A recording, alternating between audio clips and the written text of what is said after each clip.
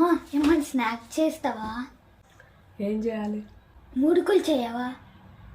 Okay, రవ్వ మురుకులు చేయాలా?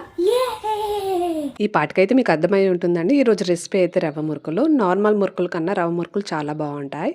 అలాగే నోట్లో వేస్తే కరిగిపోతాయి, అంత బాగుంటుంది. ఇక లేట్ చేయకుండా రెసిపీలోకి వెళ్ళిపోదాం. ఫస్ట్ అయితే 2 కప్పుల వరకు వాటర్ తీసుకొని దాంట్లో వాము, నువ్వులు, అలాగే కారం మీ క్వాంటిటీ తగ్గట్టు తీసుకోండి. మీరు స్పైసీ తగ్గట్టు ఉప్పు కూడా వేసుకోవచ్చు. ఇదే వాటర్లో మీరు తగినంత ఉప్పు వేసుకొని బాగా మరిగించుకోవాలి వీడియోలో చూపించినట్టు. తర్వాత దాంట్లో 2 కప్పుల వరకు వాటర్ కాబట్టి 1 కప్పు వరకు ఉప్మా రవ్వ, సన్నప్రవ్వ అంటారు కదండి, అది వేసుకొని ఉప్మాలాగా చేసుకోవాలి. ఇలా అయ్యాక దాంట్లో 2 కప్పుల వరకు బియ్యపిండి వేసుకొని, ఇది పొడి బియ్యపిండి అండి, వేసుకొని ఒక 10 నిమిషాలు అలాగే ఉంచండి. మనకు బియ్యపిండి అనేది ఉప్పుతుంది.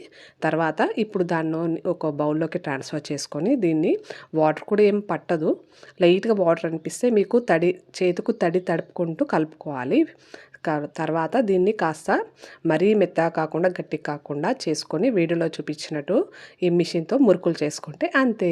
ఇప్పుడు దీన్ని ఇలా చేసుకొని పక్కన ఉంచుకొని ఇప్పుడు బాగా ఆయిల్ వేడాక దాంట్లో ఒక్కొక్కటిగా వేసుకుంటూ లో టు మీడియం ఫ్లేమ్లో పెట్టుకుంటూ ఒక్కొక్కటిగా వేసుకుంటూ మనం వేయించుకుంటే సరే అయిపోతుంది మనకు మురుకులు అనేవి. చాలా సింపుల్ కదండి, అలాగే టేస్ట్ కూడా అంత బాగుంటుంది.